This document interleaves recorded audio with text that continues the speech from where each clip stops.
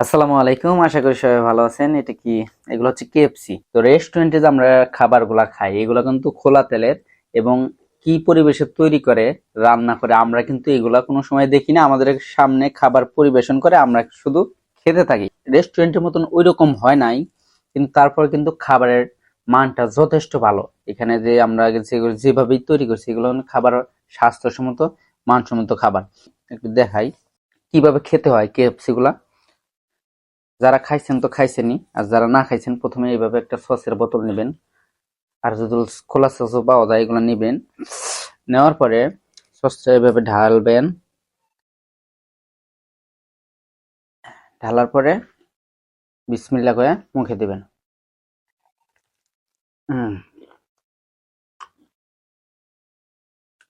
সেই স্বাদ, এক কথা অসাধারণ। আর কেএফসিটা পুরাই কেএফসির মতনই লাগতেছে। বাসায় এইভাবে তৈরি করে খেতে চান অবশ্যই আগে একটা বিয়ে করে ফেলুন, বউদের হাতে সুন্দর সুন্দর খাবার তৈরি খাইতে পারবেন।